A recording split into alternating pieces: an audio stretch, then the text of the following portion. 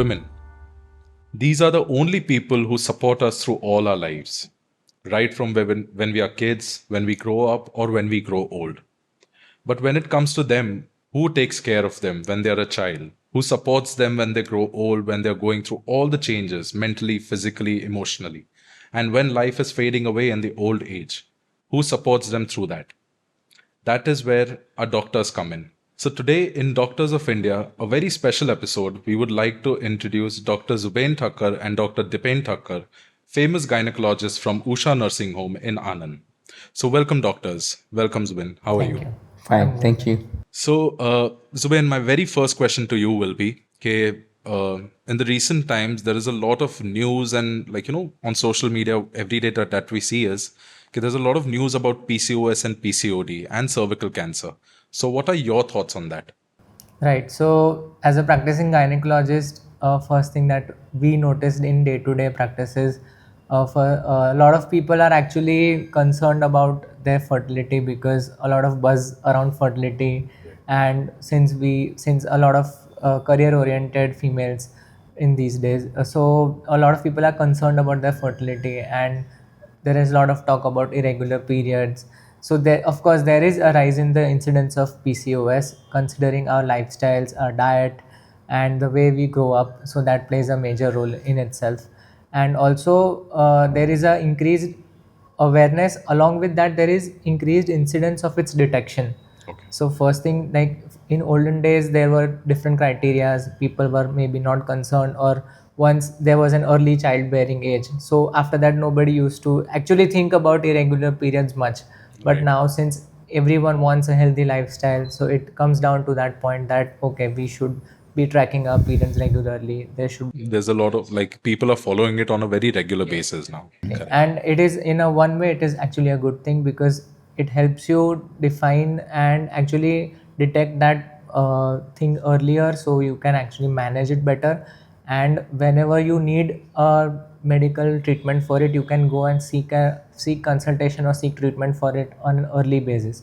So I feel it is good that people are actually being aware about it, and also there is a higher detection rate, so maybe overdiagnosed at times, but it is good that at least people are aware and they come to us for a consultation regarding that.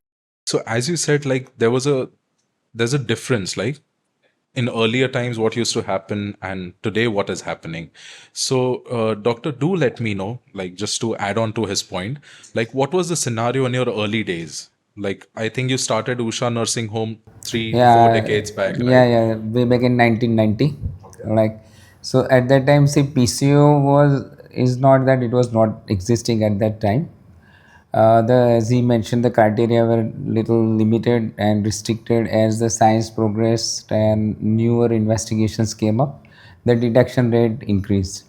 Now, I would like to mention that PCOS is mainly associated with lifestyle, Yeah. way because of lifestyle. Okay. So, if you refer to the older times, we didn't have junk foods, we didn't have like people The were. I would lifestyle not was say healthier. that people were not conscious or about the health so much or exercising so much, but the food has changed a lot.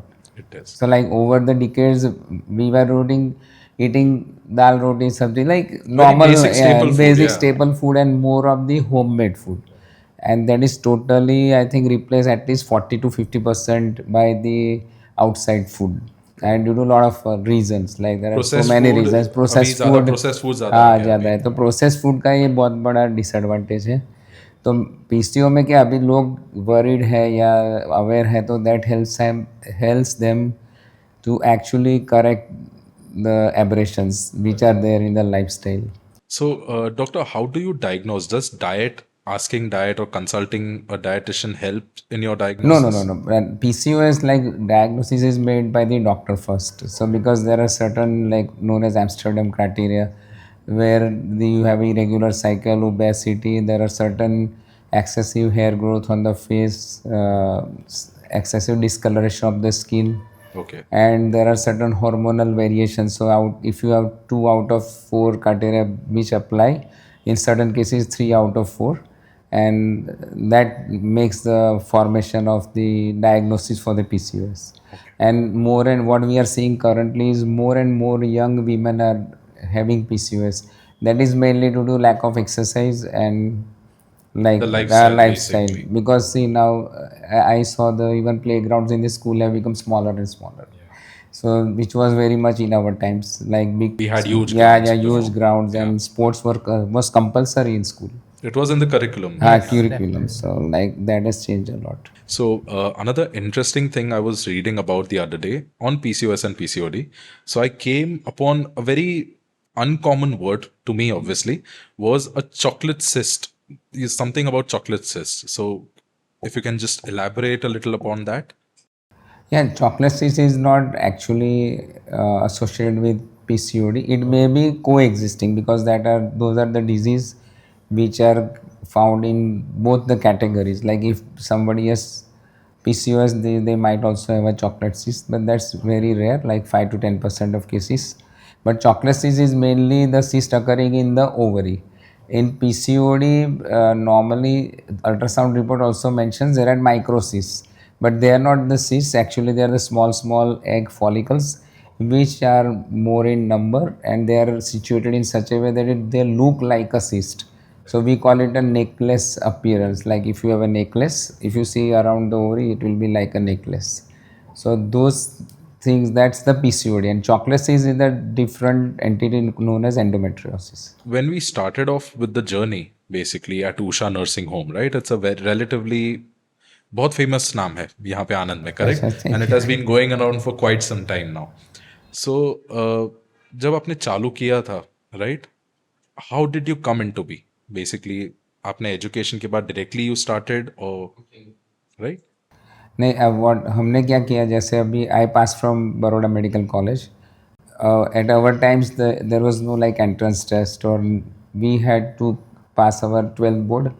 On the rank you get into the MBBS, and then in the final MBS you get the rank, and you have the fixed number of quota of seats of different branches.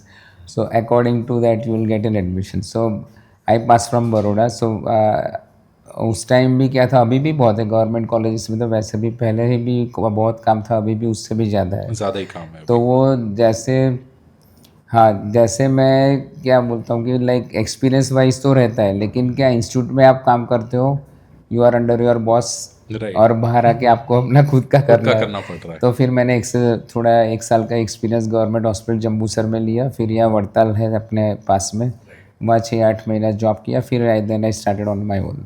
That was in the year 90 में, 1990. आपने start किया था. Okay.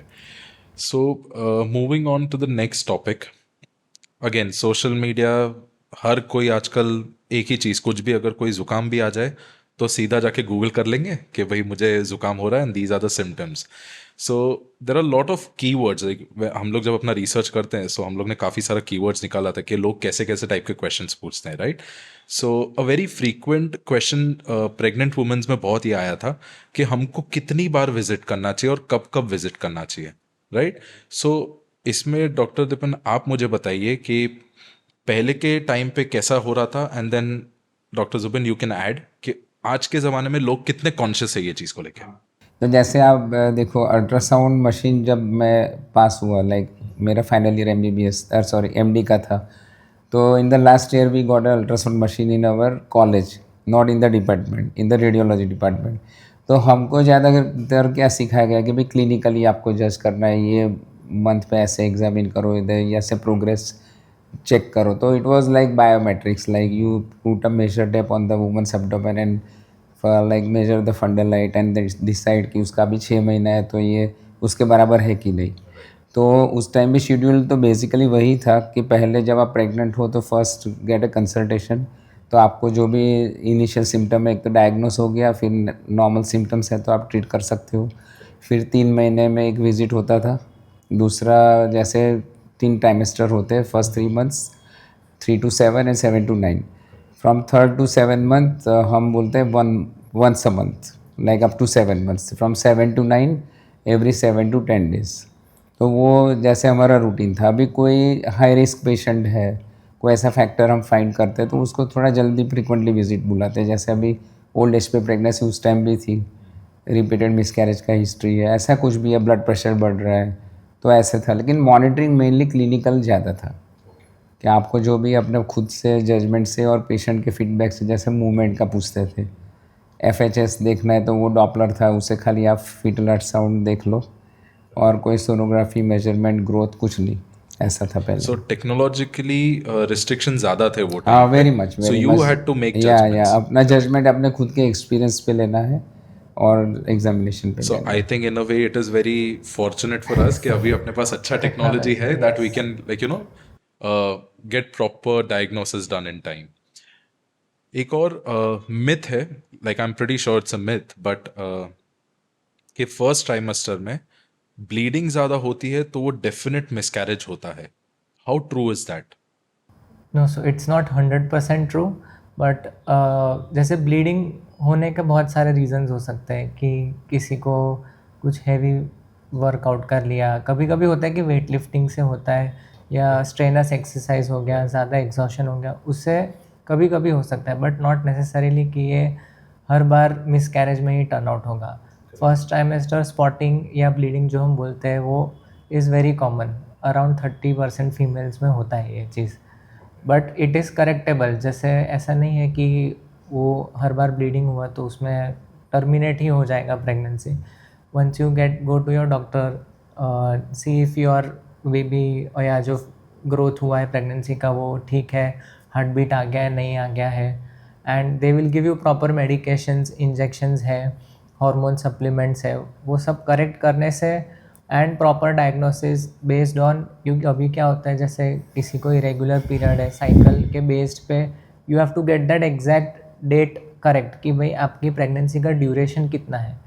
उसके बाद ही there is a definitive diagnosis कि there are criterias कि इतना टाइम हो गया है और हार्ट बीट नहीं आया है, या इतना टाइम हो गया है ग्रोथ नहीं हुआ है, इंटरवल ग्रोथ नहीं हुआ है, तो ही वो प्रेगनेंसी हम कंसिडर करते हैं कि उसमें ग्रोथ नहीं है, तो यू हैव टू टर्मिनेट या इसको अभी आगे So कंटिन्यू case to नहीं कर case सकते. हाँ, केस differ टू केस. करता है. और कई बार क्या रहता है कि जैसे एक्टोपिक प्रेगनेंसी ट्यूब में, बिकॉज फर्स्ट जो फर्टिलाइजेशन होता है वो फैलोपियन ट्यूब में ही होता है, और 3 दिन बाद वो यूट्रस में आके इम्प्लांट होता है, तो कई बार इम्प्लांटेशन ब्लीड होता है, कई बार वो ट्यूब में ही अटक गया, तो अभी पेशेंट को सिम्टम है तो डायग्नोसिस भी जल्दी हो जाएगा, तो कैटास्ट्रॉफी कैन बी अवॉइडेड. तो both way it helps. It both way लेकिन helps. ऐसा नहीं है कि ब्लीडिंग हो गया फिर प्रेगनेंसी ख़त्म, ऐसा नहीं है. सो मैसेज यही है कि आपका अगर पीरियड मिस होता है and if your urine test is positive, then consult your gynaecologist at the earliest to get a definitive diagnosis and correct localization of your pregnancy. So moving on to the next subject, it is for you. Gynecology in general एक female centric profession माना जाता है, right? So how did you come into this, और आपका overall experience right from your education से लेके अभी आप प्रैक्टिस कर रहे हो, सो ओवरऑल आपका जर्नी वो चीज़ में कैसा रहा है? आई एम प्रिटी श्योर आपने काफ़ी चैलेंजेस फेस किए होंगे ये चीज़ को लेके, but how was your experience?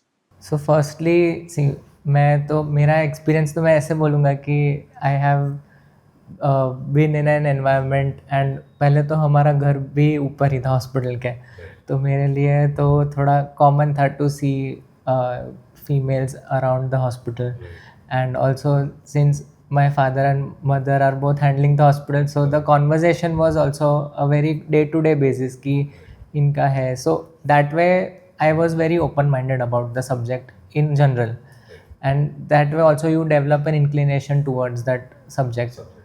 And facing through the residency, yes, there are some challenges as a male that you have to face, and कई patients को ऐसा होता है भी है कि they prefer a female, but say being a male or being a doctor in general, being humble, being generous, and making the patient comfortable is our first priority. That is your first before priority. examining, and there is always a very strict laid out format given by the medical legal aspect as well about consent, verbal consent, written consent.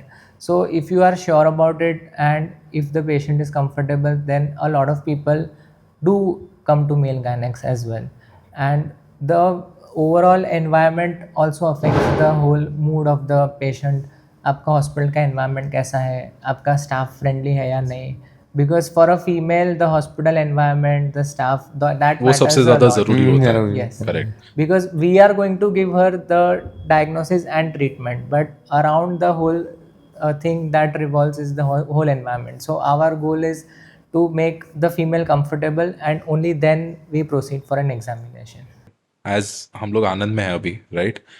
India in general अभी तक इतना evolve हुआ नहीं है in terms of mindset towards accepting gynaecology and IVF and a lot of other topics जो अभी भी काफ़ी कंजर्वेटिव है, करेक्ट? सो आज की तारीख में आपको ऐसे कोई चैलेंजेस फेस होते हैं being in Anand itself, India में ऐसा कोई? यस, सो कभी कभी ऐसा होता है कि किसी डिफ़िकल्ट केस हो गया या कोई ऐसा केस आता है, जैसे if I talk about male infertility, तो ही इतना बहुत कॉमन हो जाता है कि when the female has been they have examined the female from A to Z, सब हो गया, और तब तक ऐसा ही हुआ ही नहीं कि हस्बैंड का सीमेन रिपोर्ट हुआ होता है एक भी बार. So there are few challenges, but yes, I feel with the increasing awareness, people are accepting it, and they do consent for a early review of the male Males as partner. well. Yes, male partner. क्योंकि अभी as ये well. काफी common हुआ हाँ, है common है, because- circles also कि अभी before marriage they make sure कि Yeah. दोनों का टेस्ट हाँ, बिकॉज अभी one has to be sure. हाँ, क्योंकि 40% cause of infertility is male infertility, तो आपको it is a mandatory to do it now. तो वो कन्विंस में बात करने से हो जाता है.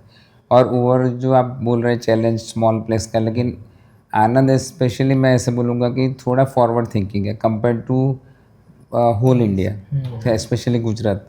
तो like here what I have seen that is since many years हमारे प्रीडिसेसर भी जो जिनका बहुत बड़ा नाम था वो भी मेल गायनेकोलॉजिस्ट थे, जैसे डॉक्टर राजे थे, डॉक्टर सुरेंद्र पटेल जैसे फॉर एग्जांपल. तो मैंने उस टाइम भी ये फैक्टर तो था ही, जब आप एंटर करते हो प्रैक्टिस में तो वो हर आदमी वो बोलेगा ही, जैसे सोचेंगे कि भाई ऐसे करने से यहाँ पे कैसा एनवायरनमेंट है. तो सब ने मुझे ओपिनियन और सराउंडिंग भी जो पब्लिक ओपिनियन बोलते कि अपने फ्रेंड्स रिलेटिव्स, तो कि भाई mindset of the people is उनका काम अच्छा होना चाहिए. So that is the basic attitude of the patient. That's what I have scene कि आपका काम सही से डायग्नोस हो गया, अच्छा सा काम हो गया, सर्जरी अच्छे से हो गया, तो दैट डजंट मैटर. सो मोर और लेस आपका जो प्रोफेशन है या आपका जो डिपार्टमेंट है, profession is a Yes. Wrong term, department जो Yeah. है ज़्यादा रिजल्ट ड्रिवन है, विच मीन्स के ऑडियंस यूजुअली आपको कैसे जज करते हैं कि are you a good doctor और नॉट. तो वो जजमेंट का फैक्टर किस बेस पे होता है? लाइक एज यू सेड कि कितने प्रोसीजर्स आपने सक्सेसफुली किए हैं या for how many years you have been into this department. तो what is the KPI basically, that is what I am asking. अभी के थोड़ा मुश्किल है क्वेश्चन, लेकिन मैं समराइज़ करने का ट्राई करता हूँ कि जैसे आई एम नॉट, अभी का धीरे धीरे हमने देखा है पहले से और अभी, तो ग्रेजुअली एटीट्यूड कंज्यूमर ड्रिवन ज़्यादा हो गया. पहले क्या था, डॉक्टर है तो ऐसा फेथ भी था, he will never do wrong to you, वो भी थोड़ा चेंज हुआ है, दैट ऑल्सो आई एग्री. तो उससे थोड़ा कंज्यूमर ड्रिवन है, तो वो अभी स्टैटिस्टिक्स थोड़ा ज़्यादा हो गया. Like otherwise nobody was doubting कि डॉक्टर वुड डू रॉन्ग. वो मैंने लाइक पहले 25-30 साल में कभी, like 25 years I have not face that. तो वह जो अभी आप बोलते हैं ना, उसमें क्या होता है कि जैसे depends which condition you are treating. Pregnancy है तो वो ऐसे सोचेंगे कि भाई चलो आउटकम कैसा है, आपका treatment, when you go to the doctor how they behave, examine आपने कुछ मिस किया कि नहीं किया, जल्दी डायग्नोस किया नहीं किया, टाइमली एक्शन लिया कि नहीं लिया, द एंड रिजल्ट इज़ बच्चा सही से आया कि नहीं. और अभी क्या हमारे पीडियाट्रिक कलीग के एडवांसमेंट से भी वो हमको बहुत हेल्प मिली है कि जैसे अभी मैं पहले था तो अभी 26-27 वीक जैसे 7 महीने के आसपास का बच्चा हो तो हम बोलते थे भाई उसका नसीब होगा तो जिंदा रहेगा. अभी the it is totally reverse कि इवन 800 ग्रामर्स है like survive They are 29 surviving. We weeks, see your 27 documentaries every weeks. time. मेरे खुद के पेशेंट है जो 27 weeks and 650 gram IVF pregnancy very precious, वो भी सर्वाइव हो गया है. तो वो सारा हेल्प करता है. लेकिन लोग क्या देखते हैं कि आप कहाँ जजमेंट लेते हो, टाइमली बताते हो नहीं बताते हो. ये जो कश्मोकश बोले या स्ट्रगल बोले, हाँ, वो सब एक struggle. डॉक्टर जानता है, राइट? हाँ वही है. पेशेंट को this is a very good thing that I would like to highlight to the audience as well कि हम लोग को सबको यूजुअली ऐसा लगता है कि डॉक्टर्स है तो उनके हाथ में सब छोड़ दो, फॉर गुड और फॉर बैड दोनों के जिम्मेदार डॉक्टर्स होते हैं. That is a very usual consensus जो अभी मार्केट में अभी आ गया आ है. गया राइट. एक इमेज सॉर्ट ऑफ पेशेंट्स ने बना ली है. सो जुबिन, आई थिंक आपका एजुकेशन लाइक यू रिलेटिवली आपका अभी अभी एजुकेशन खत्म हुआ है, right? So how was the overall experience for a common man like me? I have no idea कि आप डॉक्टर तक पहुंचे हो तो कैसे पहुंचे हो. So just run me through your journey कि जब से आपने कॉलेज खत्म की उसके बाद आपने एमबीबीएस किया, you've given a lot of exams, residency की थी, तो ओवरऑल वो क्या फेज था लाइफ हाँ का? वो 11-12 से ही स्टार्ट करो. So, the whole decision was to get into for any medical aspirant, पहला गोल सबका ही होता है कि गवर्नमेंट मेडिकल कॉलेज में एक सीट चाहिए, right? So it all started from 11th standard. So मेरा स्कूल था from 8 to 2 and then I used to have tuitions from 4 to 8 every day, and I used to commute to Baroda every day or at least 5 days a week. So तब मैंने coaching 2 साल किया and then I got into Baroda medical college at the end of 12th standard through. So हमारे time पे दोनों exams थे. I was preparing for all India entrance and the state entrance as well.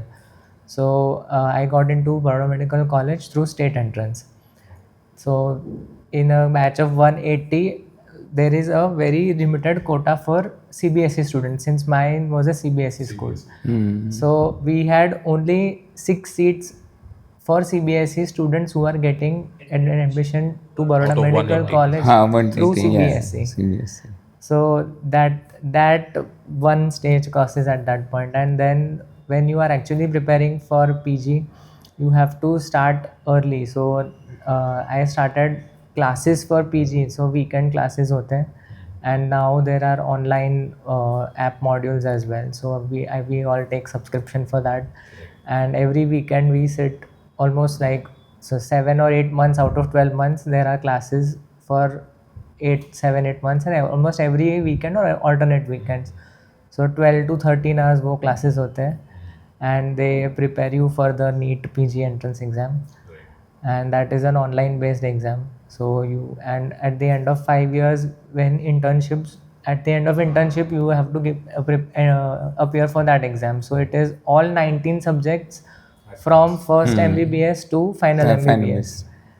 And it has its own weightage. So वो 19 subject का आपको crux वो 3.5 घंटे में निकालना है, and that is a And very that tough is- thing. Yes, and that is do बहुत or मुश्किल die. है. हाँ do or die like. So if you don't crack it at once, you have one more year. There is no in between for that. अगर आपका नहीं हुआ तो आप 1 साल फिर से बैठो, मेहनत करो. वो ओवरऑल उस आई कैन समवॉट अंडरस्टैंड के स्टूडेंट्स का जो एस्पिरेंट्स है उनका फ्रस्ट्रेशन कितना बढ़ जाता है just to crack that 3.5 hours का exam. What after that, like मैंने काफ़ी सुना है, मैं मूवीज़ भी बहुत देखता हूँ, तो उसमें देखा हुआ है कि रेसिडेंसी यूजुअली बहुत टफ होती है, जहाँ पे जो डॉक्टर्स होते हैं, जो बडिंग डॉक्टर्स होते हैं, उनको इतना हैवी, इनको इतना पुश किया जाता है, राइट? उतना लिमिट्स पुश करते हैं because they have to prepare them for the life ahead. So how was your residency overall? आपने कहाँ की थी? Yes, so I did my PG from Government Medical College Surat, and I would just tell you the average number of deliveries that happen in 24 hours for the estimate. So that was around 25 to 30 deliveries a day. So that's not even an hour. Yeah. Less than an hour. Yes. So, and I used to have my emergency twice a week. And emergency means you have to work 24 hours and then post round. So almost you're working constantly for 36 hours, and then you get a rest for So like emergency is a kind of a shift that you're on. हाँ shift Yes, या पर next day जो routine होता है वो तो होता ही वो है. तो होता ये ही तो है. So- continue हाँ ये हाँ. हाँ वो तो रहेगा continue ही. करना मीन्स है वो आपको. Continue means there is no off like yes, there in is between. no off. Or so basically it is like you are working 36, then you're working the same, you just get one night off and then again you're working the same. So agreed, the residency part is a bit toiling for everyone, and being in a surgical and an emergency branch, it is a bit difficult. But I feel at the end of the day it does prepare you, of course, because our branch is such that even at 3 a.m. you might have to go and do an emergency section, so it should be at your spinal level. So it does prepare you, but of course it's a bit toiling. It's मैंने जितने juniors को भी advice दिया है, तो I would always suggest it's not going to be this for your whole life. हाँ वही है. वो तो सिर्फ मैं वो 2-3 phase के लिए साल, होता है. हाँ वो होता ही है. फेज होता है. That is your basically struggle Yeah, period yeah, जो struggle हमको करना है. Correct. And it does help you in some way or the other. At the end of 3 years you can choose how you want your life to be. Of course emergency आएगा, but then it will be divided, or at least it will be a little relaxing. But वो phase में वो होता है, and I feel every person in their 25 or when he is 25 26 he is the most active, he or she. Correct. That's And prime. हाँ yes, ज़्यादा. that's the prime when your body is going to be okay with not sleeping for 2 days straight. Happen to all of us. या so I totally agree कि वो phase ही एक ऐसा होता है कि जहाँ पे हम लोग mentally physically we are very ready for these kind of Yes, yes, situations. That is very commendable actually when I hear about such stories. काफी अच्छा लगता है सुन के. हाँ बुरा भी लगता है कि भाई आपको वो गुजरना पड़े, पर अच्छा भी लगता है कि ना इतने मेहनत करते हैं तब जाके लाइक इन जनरल सबकी हेल्थ अच्छी रहती है. एंड डॉक्टर जुबैन, आप you have good big shoes to fill. जैसे doctor Dipen, as I told you, काफ़ी नाम है उनका, बहुत सालों से है यहाँ पे. फेमिलियल प्रेशर कितना रहा है to fill in to his shoes, इनके स्टैचर पे आपको पहुंचना है, राइट? एंड सेकेंडली कितना सपोर्ट भी आपको मिला है ये चीज़ को लेके, because it is very important. जब हम लोग ऐसे ऐसे रोड पे निकलते हैं, ऐसे जर्नी हाँ पे हाँ निकलते हैं, agreed. You need a lot of support from family, from close ones, right? So आपका क्या इक्वेशन रहा है फैमिली में ये चीज़ को लेके? So I would first speak on the support, because the pressure I haven't felt that much yet. It is very, very Yes. So support starts from the day you actually decide to be a doctor, and so they have supported me at every point, through my UG, through my PG, and at every point they have never been say anything negative or discouraging. So whatever result I have obtained, and all that I have been through is by my choice and through the hard work that I have put in, and also they have supported me through it. So that way it has been very supportive. And even today, like in my practice or in our day-to-day practice, I know in my back of the head that he is there. So even if I have one doubt, I will always have someone to cross check me and to guide me through the right things, which maybe he gained 5 years to he took 5 years to learn, but I might learn in 5 days. Correct, हाँ correct. वो एक बहुत So that's a the very biggest great point, advantage yeah. I got. I get. So what he maybe he learned through all of this. Like last 30 years, gynecology has evolved a lot. very very much. So at each point he knows this was the right thing to do, this was the wrong thing to do. And pressure, I don't feel from their end. Maybe yes, from the expectation of the patient, or maybe the hospital or the staff, maybe even they are very supportive. But yeah, on the receiving end, maybe somewhat they might feel, but with time it does हाँ वो Get- it's a time get bound, ease like out, it's yeah. eased out. It's a process, like I tell him that it's a process, just go through it. एक ज़्यादा बार बहुत करना हाँ सोचना नहीं है, वो the time will come and everything will be fine. So, as Dr. Zubin said, कि for 30 years you've been into this. आप एक गायनोकोलॉजी में आप 30 साल से हो. आपके पास बहुत एक्सपीरियंस है. But what was that one moment, एक ऐसा टाइम जहाँ पे आपका लाइफ पूरा ही पलट गया? Everyone faces, everyone goes through at least one such moment in their lives. तो आपके लिए वो कौन सी चीज़ थी? जैसे मैं बोलूँगा, जैसे like on this 15th only, like 2 days back we finished 35 years of our hospital, like so पहले जस्ट क्या था, तो जैसे मैं आपको बताऊँ कि हमारे टाइम पे एक तो ब्रांच 3 मेजर ब्रांच ही मेन ब्रांच माने जाते थे. OBGY, medicine, surgery, these are the 3 branches, and then the allied branches like ophthalmology, ENT, orthopedics, of course it was major branch since beginning. तो पहले जो आप बोलते थे कि भाई पहले तो मेल गायनेकोलॉजिस्ट की तरह प्रैक्टिस करना, और मेरा I was also like my schooling is also in DNI school from Anand. तो मेरे लिए वो एक थोड़ा था कि भाई अभी मेल गायनेकोलॉजिस्ट यहाँ पे है और सबका people are accepting them even though they are male gynecologists and there were around 7-8 female gynecologists too. तो वो एक पहले डिसीजन मेकिंग में एक ऐसा नहीं लगा मुझे। दूसरा मोमेंट में जो लाइफ जो आप बोल रहे चेंज हुआ वो ऐसा था कि दो चीज़ है, एक तो आप सीख के आए और प्रैक्टिस में आए। तो सरप्राइजिंगली कई बार जैसे भी जुबिन दिखता है तो सालों पहले मैं भी ऐसे दिख रहा था। तो ऐसे कोई डिफ़िकल्ट ऑपरेशन वाला पेशेंट था तो भी आई थिंक वो दे ट्रस्टेड भी। मुझे लगता था वो मेरा ओपिनियन लेके भाग जाएंगे लेकिन they like underwent the surgery and everything. So वो एक मुझे एक सपोर्ट लाइक मोटिवेशन मिला कि भाई आप अच्छा काउंसिल करोगे, काम करोगे तो ऐसे कोई लिमिट नहीं है। लाइक लोग दैट इज़ accept कर लेंगे वो चीज़। हाँ, वो आपका माइंडसेट ही है मीन्स, तो आप बाकी कुछ ऐसा नहीं है। फिर जैसे मेन ट्रांजिशन हुआ टेक्नोलॉजी से, बिकॉज जैसे मैंने बताया मैं जब पास हुआ तब तो सोनोग्राफी मशीन वगैरह कुछ था ही नहीं हमारे पास। तो दैट वाज अ चैलेंज कि आप तो प्रैक्टिस में चले गए। अभी इनका क्या है कि जैसे like he has a liberty now if he wants to go for some training जा सकते हैं। प्रैक्टिस का भी कुछ हमारा क्या अर्निंग भी है, प्रैक्टिस भी जमाना है और साथ में उसको भी कोलैबोरेट करना है। Like you have to be updated. अभी अपडेट का मीन्स ऐसा नहीं मशीन खरीद लिया दैट इज़ नॉट अपडेशन। वो तो बैंक से लोन ले लोगे, पैसा आएगा ले आ तो आ जाएगा, जाएगी मशीन तो आ लेकिन आप कैसे यूज़ करोगे। तो वो प्रैक्टिस छोड़ के जाना, ट्रेनिंग लेना, एप्लीकेशन भी वापस उतना अप्लाई इम्पोर्टेंट करना, है। फिर पेशेंट एक्सेप्ट करना।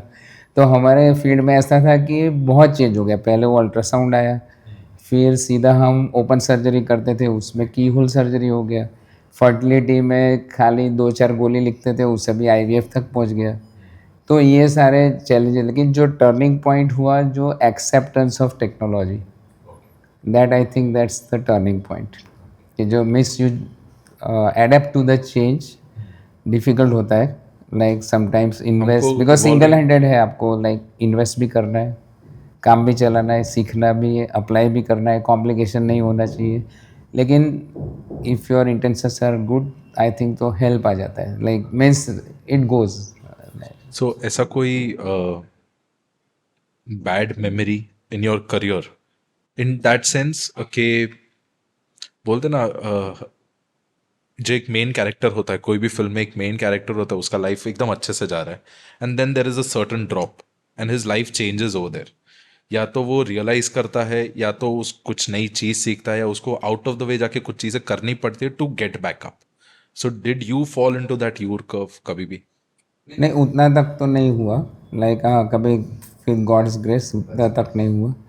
लेकिन वो थोड़े लीगल चैलेंजेस वगैरह, जैसे हमारे टाइम क्या था, वो पहले कंज्यूमर प्रोटेक्शन एक्ट नहीं था, फिर वो आया।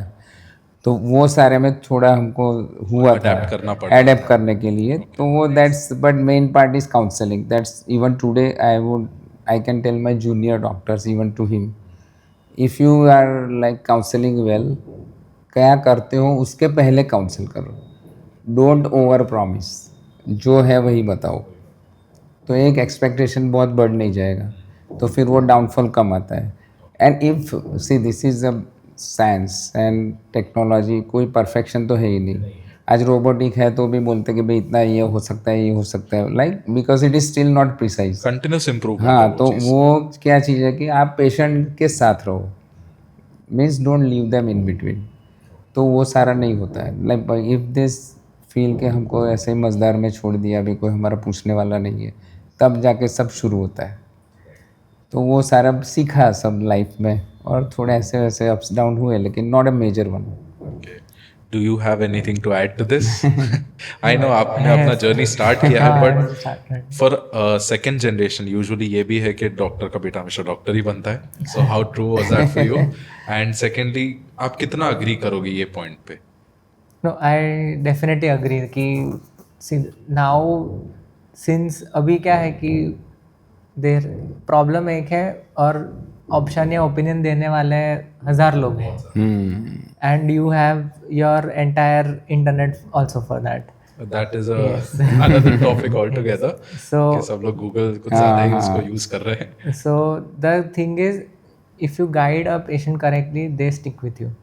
And if you leave them और गाइड देम करेक्टली, एक पॉइंट पे तुम अगर ये भी बोल दोगे कि see this is not my forte, you might have to go to a specialist, इसके आगे तुमको जाना पड़ेगा, and if you call them back just for follow up, तुम मिलो उनसे पूछो, तो भी patient is okay with it.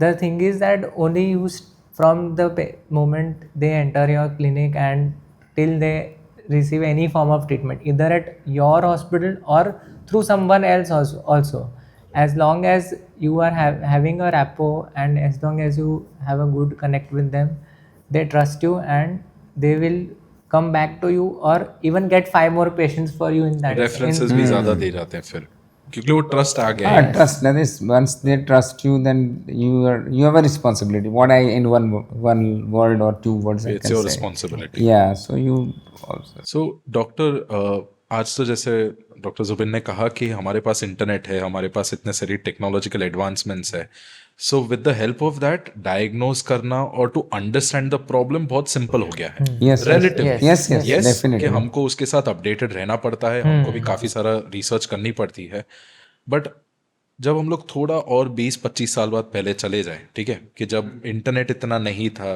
Computers इतने नहीं थे, मोबाइल्स इतने नहीं थे, तब जो आपके पास जो पेशेंट्स आते हैं वो ब्लाइंडली ट्रस्ट करते थे कि वो भी अपना कुछ रिसर्च करके आते थे, कहीं से पूछ के या पुराने नुस्खे जान के हाँ आते थे, हाँ. वैसा टाइप. नहीं, उसमें एक मैंने नोटिस किया है ऐसा कि ज़्यादातर तो 80% ट्रस्ट, लाइक वही कि भाई डॉक्टर ने सही बताया.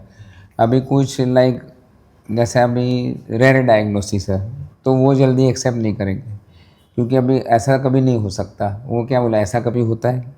तो फिर next would be they take a second opinion. Correct. और जैसे कि देर आर सर्टन केसेस तो हम सामने से बोलते कि भाई आप एक सेकेंड ओपिनियन ले लो, because it's a rare diagnosis, तो like it's good for us. तो वो एक था थोड़ा कि सेफ रहना हाँ, बेटर है. हाँ, तो हम सेकेंड ओपिनियन के लिए बोलते थे. फिर जैसे जैसे इन्वेस्टिगेटिव मोडालिटी बढ़ती गई तो आप उसको अप्लाई करो, तो वो थोड़ा डाउट्स क्लियर करती थी.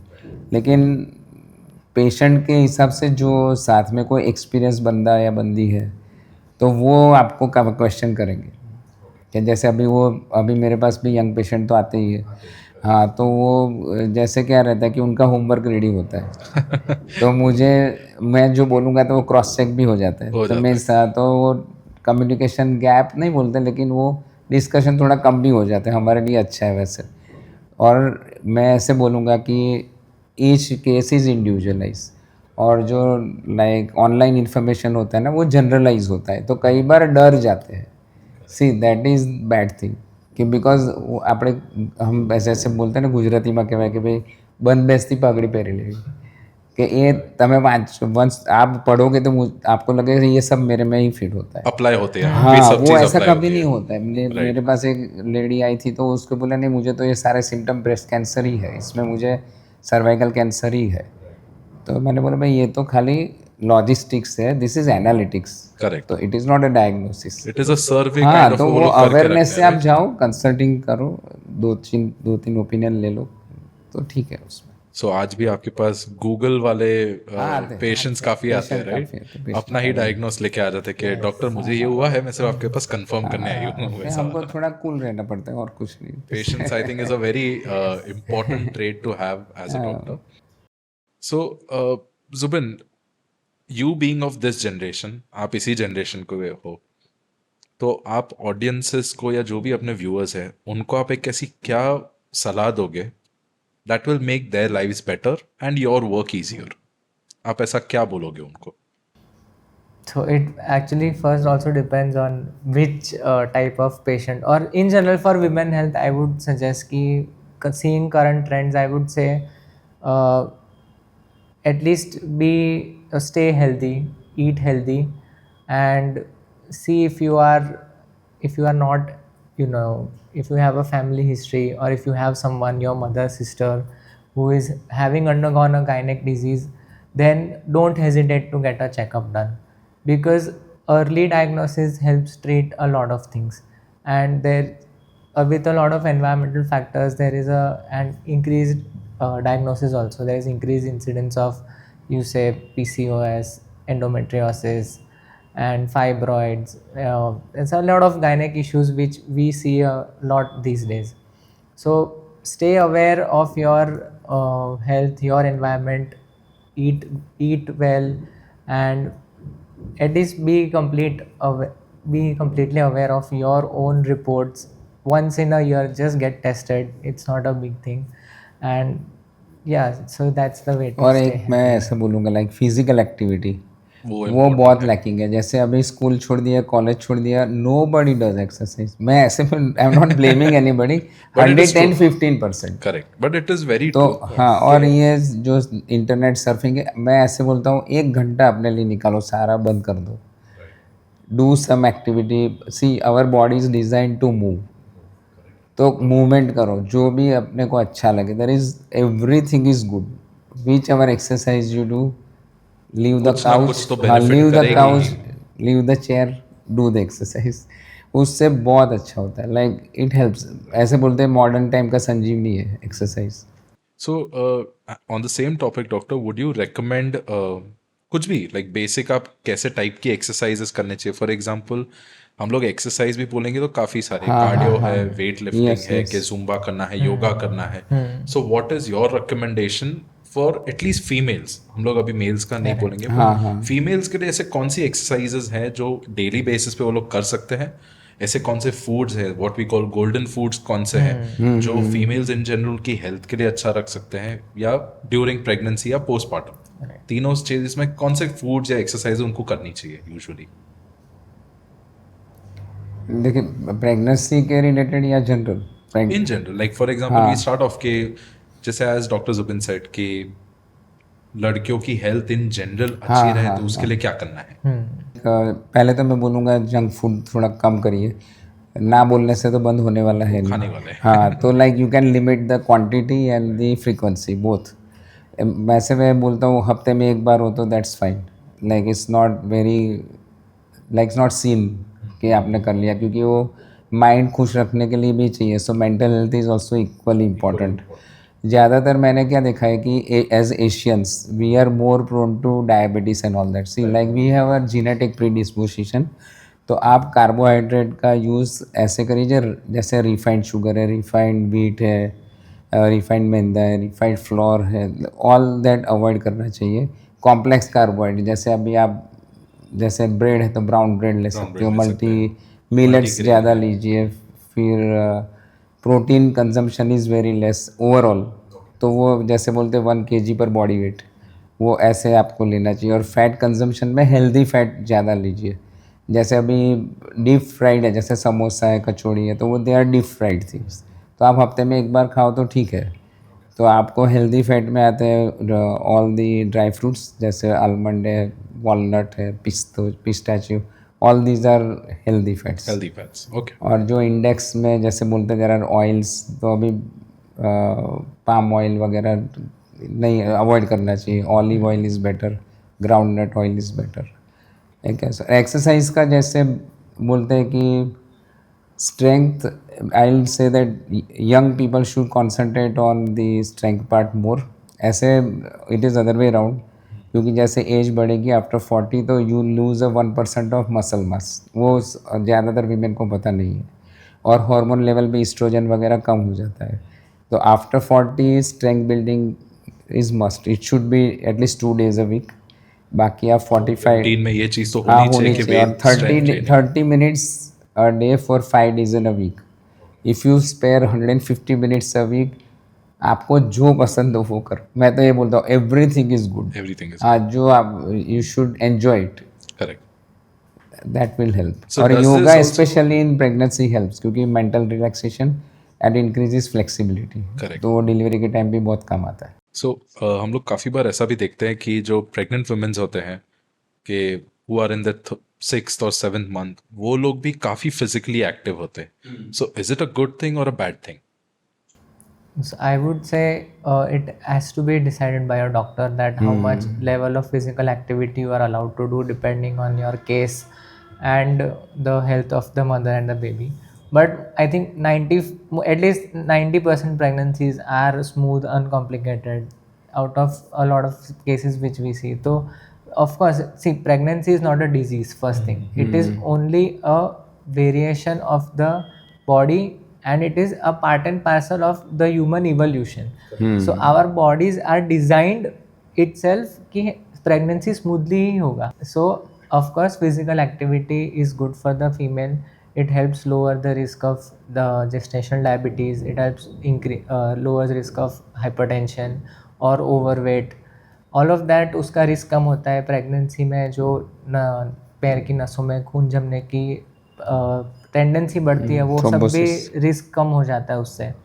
So at least 35-45 minutes of walking exercise और लाइट योगा, अगर या आपने ऐसा कुछ कर दिया थोड़ा जिसमें ज़्यादा स्ट्रेनस मूवमेंट नहीं आ रहा, आपके मसल्स पे ज़्यादा टेंशन नहीं आ रहा, and weight lifting up to what your doctor advises you. But ये हर एक चीज एक डॉक्टर के कंसल्टेशन और उनकी हाँ, जब आप निगरानी में हो तो रूटीन, बेटर है, हाँ, रूटीन कंसल्टेशन में पूछ सकते हैं कि क्या कर सकते हैं और क्या नहीं कर सकते. राइट?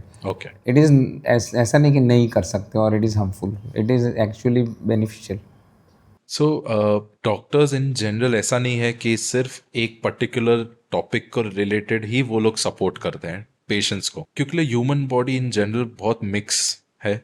तो डॉक्टर्स भी काफ़ी सारा अलग अलग टाइम पे अलग अलग चीज़ों में डॉक्टर्स की भी स्पेशलिटीज़ लगती रहती है, राइट? सो फॉर एग्जांपल जैसे प्रेगनेंसी के बाद a very common topic that we see in women is mentally they are very disturbed, right? थोड़े हेल्थ इश्यूज भी रहते हैं, मेंटल इश्यूज भी स्टार्ट हो जाते हैं. I would not take exact names, right, but it is a very common thing that is happening. So उसमें as a gynaec how do you support और how do you help the patients get better और get through that? Right. So जैसे pregnancy and the postpartum period is overall a huge roller coaster for a women itself, because उनका mind, उनका जो भी body का response है, is a lot of it is designed on the level of hormones. Right. So जैसे अभी भी ऐसा बोलते हैं कि मेल्स का होता है it is a 24 hour clock, but female के लिए it is a 28-day cycle day cycle होता है आपका. based on their energy levels and everything that affects the mood of the female. So already the female has gone through the stress of labor, delivery, childbirth. That's a huge toll on the female health, considering the amount of bleeding, the recovery through the whole delivery period as well. And uske upar they have a responsibility of having a newborn baby in their hand, बच्चे को taking भी care of संभालना इतना करना बड़ा है. Responsibility है for them also. so taking care of that newborn, उनका feeding, उनका regular जो routine होता है वो सब handle करना. So that way it is a huge toil on the mother itself. So एक the one thing which I like about the Indian community or Indian families is that we all have a huge integration of the involvement of family in the Correct. newborn care. हमारा एक हाँ, joint परिवार का जो ecosystem concept है अच्छा वो है. बहुत अच्छा अच्छा है. है, सपोर्ट बहुत अच्छा खासा yes. मिल जाता है. So you have your grandmother, you have your दोनों दादी नानी है, कोई सिस्टर है, any female who in general plays a huge role in helping the new mother recover through that phase. Of course a female who is sometimes alone or maybe feels isolated, तो उनके लिए see as a male we cannot understand that what a Not female possible. goes through because we don't have that I know. those वो that बोलना ही level of- गलत हो जाएगा कि हाँ, दोनों एक हाँ. दूसरे को समझ पाएंगे. That is Yes. Not possible biologically also, हाँ, right. नहीं मेंटली आल्सो. possible है, करेक्ट. yes. तो कई बार एनजाइटी हो जाता है, low level anxiety. I would not call depression, but वो डर जाते हैं, जैसे इतना मैं कैसे करूँगी, वो सारा Overwhelm हाँ हो जाते हैं ओवरवेल्म हो yes. जाते हैं लाइक, इसलिए. So we as doctors promote that you stay in a familial environment, and the one thing which we promote always is rooming in of the baby. So as long as so there are stages of these mental illnesses as well. तो जब तक some females get thoughts about the baby but कोई action भी ले लेता है, हाँ, ऐसा that होता is है. the only indication where we have to separate the mother and child. Yes. But otherwise we always recommend कि बेबी को आप साथ में रखिए, get family support together, and there is no you know taboo or wrong thing about seeking help. Correct. You have with the newborn you also have your pediatrician in your group, you have your gynecologist, and अभी तो इतने helpline numbers है, there are a lot of psychologists, we also have 1 or 2 attached with us in our hospital. I think वो बहुत अभी हाँ, एक health norm बन गया है कि Yes. ये सब एसोसिएट यूजुअली करते ही हैं करते Yes. जैसे हाँ फॉर एग्जांपल ऑर्थोपेडिक्स हो गया कोई भी हो गया तो उसमें एक फिजियो वाला हाँ हो रहा होता डिपार्टमेंट है, Yes. होता राइट है, ऐसा। गायनेक और वो हो गया तो एक Yes. साइकोलॉजी वाला एक डिपार्टमेंट होता है, Yes. Right?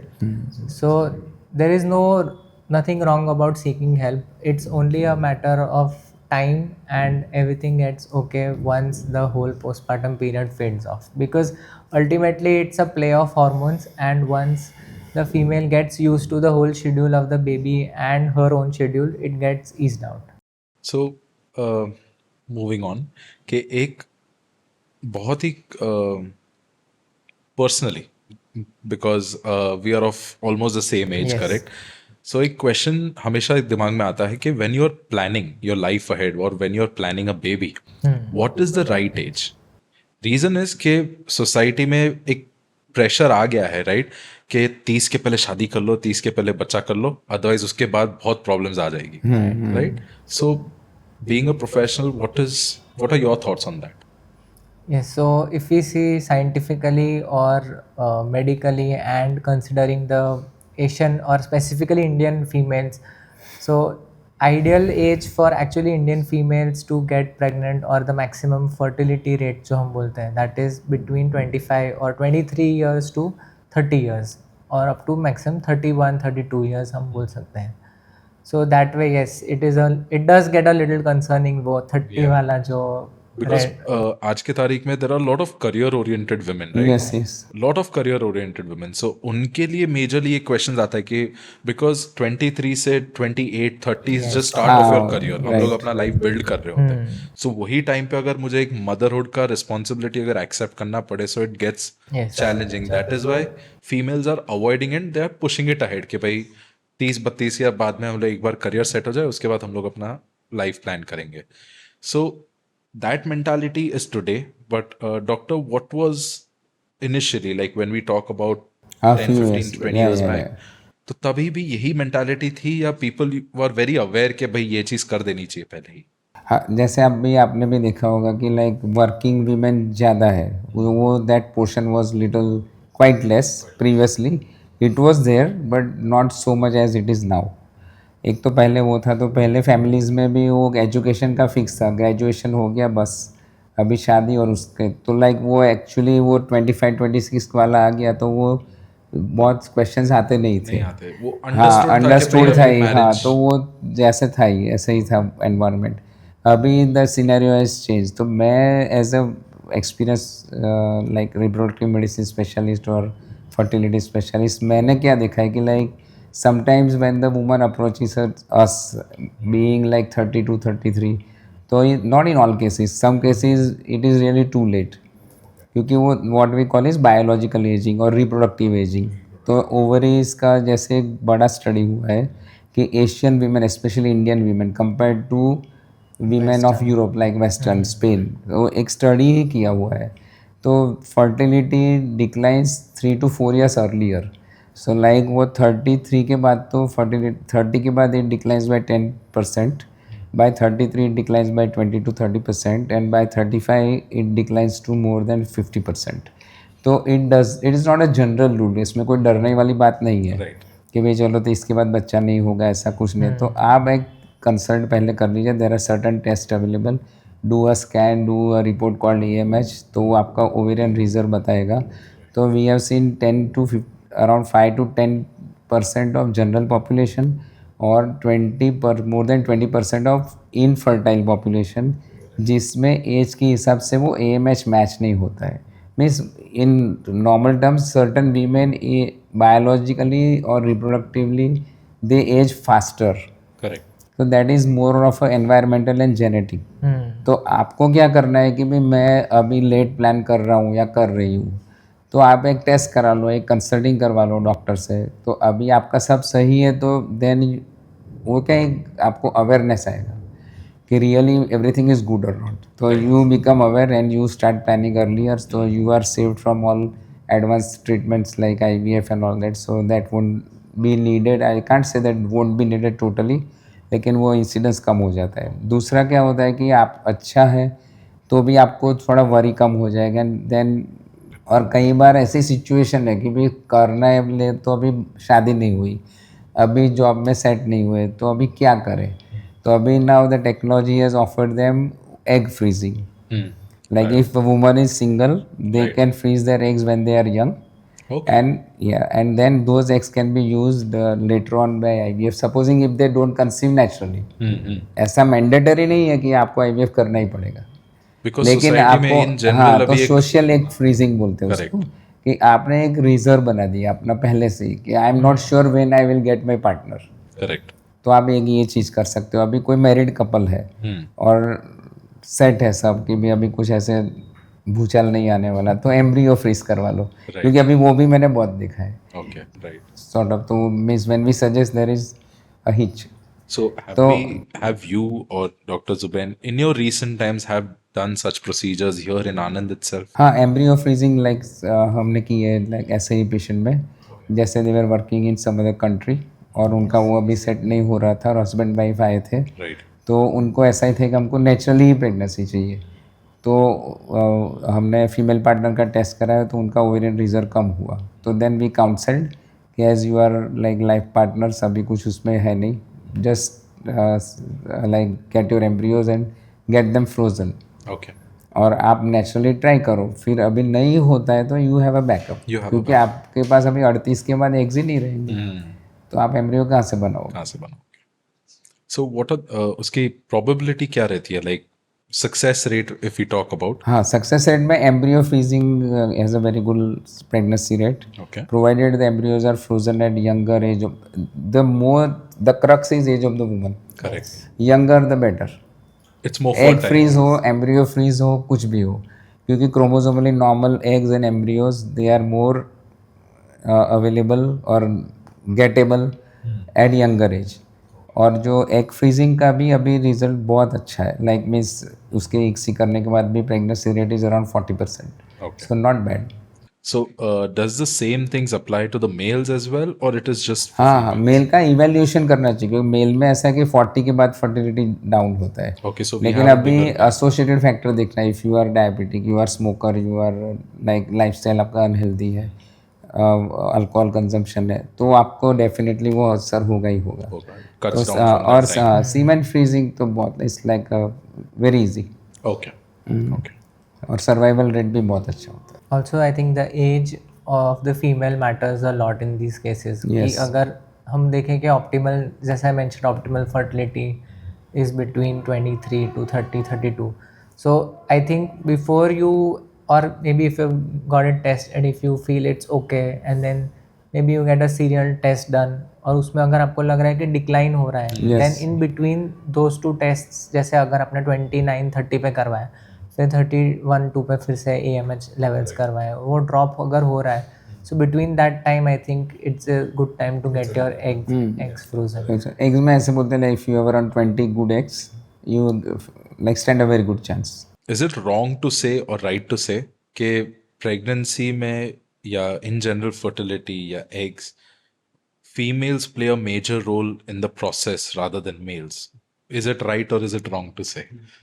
No, so it is a mix of both actually, because see, recent studies have also proven that the age of the male also affects the quality of the embryo that is being Correct, formed. correct. Yes yes. It's very life is recently. Beyond 40 और may be beyond 45, Yes. तो उसमें like DNA fragmentation and chromosomal aberrations are observed. Observed at a yes higher yes, rate, higher rate. And for Indian, same as it applies for a female, the Indian scenario applies to the male factor as well in the same sense. उसमें वो ज़्यादा क्या है कि we are like as an Asian we are pre genetically more prone to diabetes and all that. तो आपने ऐसे भी पढ़ा होगा कि डायबिटीज़ के केसेस बहुत बढ़ गए, बहुत ज़्यादा है. तो यंग में भी है. जैसे हम बोलते हैं, देखते हैं हार्ट डिजीज भी बहुत बढ़ गई गए. है. Recent यंगर में पीपल बहुत आर ज़्यादा dying in gym like while exercising. So like Like the वो heart का specially तो around 40s में आ हाँ गया हाँ, almost तो वो वही तो bracket. वो सारा जनरल हेल्थ पे भी असर करेगा. Doctors, before we move on towards a conclusion, I would like to have a quick rapid fire for the audience where we will ask you very simple questions. You just have to give one word answer, right? Whether it's true or it's false, correct? Okay. So let's start. Pineapple induces natural labor. Is it true or is it false? False. False. Excessive morning sickness means that you will have a daughter. False. False. Breast lumps are always the case of a cancer. False. False. C-section is a preferable choice for doctors. False. False. Bleeding in first trimester means it is a miscarriage. False. False. Excessive period pain is PCOS. False again. False. False. False. And placenta का जो placement होता है, that matters a lot when conceiving. And that's true. That's true. Not conceiving, but while having with a successful outcome of the pregnancy. Okay. Pregnancy complication and delivery So complication. does it affect? Yeah, if it is a low lying, you have to be little careful like that. Otherwise, not a problem. Great. So thank you so much for coming today on Doctors of India. So with this, we conclude our very first episode of Doctors of India with Dr. Dipen Thakkar and Dr. Zubin Thakkar, famous gynecologists from Anand Usha Nursing Home. So until next time, we'll see you soon.